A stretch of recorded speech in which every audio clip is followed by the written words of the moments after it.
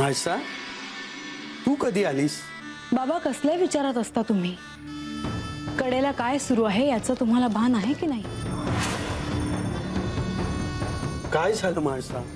गडावर यांना भेटण्यासाठी एक अतिथी येणार होते. ते कुठून येणार होते, कोण होते याचा काहीही विचार न करता मी त्यांच्या स्वागताची तयारी सुरू केली. काही कारणास्तव मी तिथे उपस्थित नसताना आईने त्यांचा घोर अपमान केला. काय सांगतेस काय? हा अक्षम्य अपराध आहे. आता देवांसमोर कोणत्या तोंडाने जायचं या गोष्टींचे पापक्षालन करण्यासाठी? पण अण्णा, ते अतिथी कोण होते हे तुम्ही विचारलं नाहीत? लतिका, ज्यांची वाट प्रत्यक्ष देव बघतात ते निश्चितच मोठे शिवभक्तच असणार. कोण होते ते?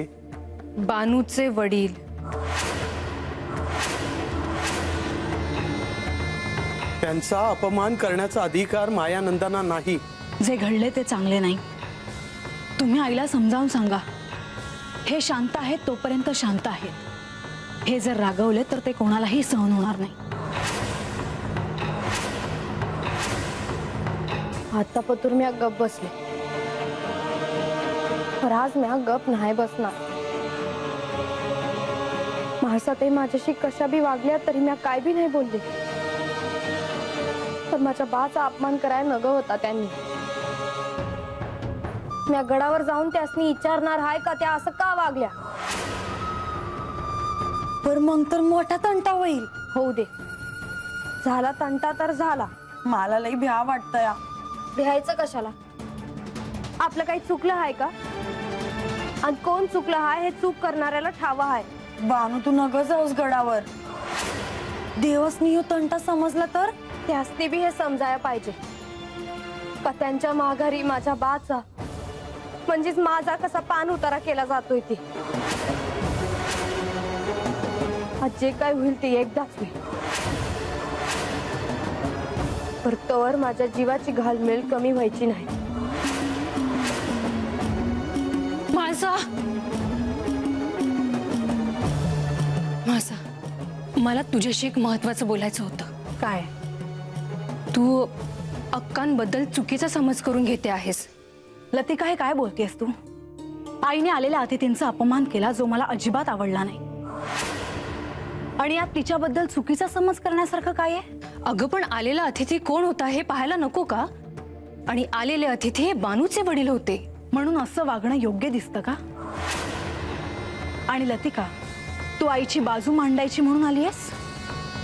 तुला जे समजायचे ते समज, पण मला असं वाटतं घडलेल्या घटनेचा तू केवळ एका बाजूने विचार करते आहेस. दुसरी बाजू मात्र तुला दिसतच नाही. अक्का असं का वागले असतील याचा विचार केलायस? म्हाळसा, बानूचे वडील आज गडावर आले. ते येण्यामागे काहीतरी हेतू असणारच ना.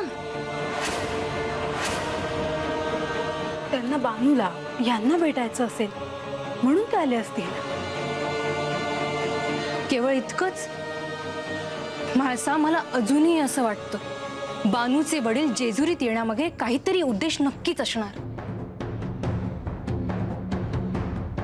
विचार कर, ज्या बानूला तू गडाची पायरी देखील चढू दिली नाहीस तिच्याच वडिलांना तू देवांसमोर अंतःपुरात घेऊन जाणार होतीस.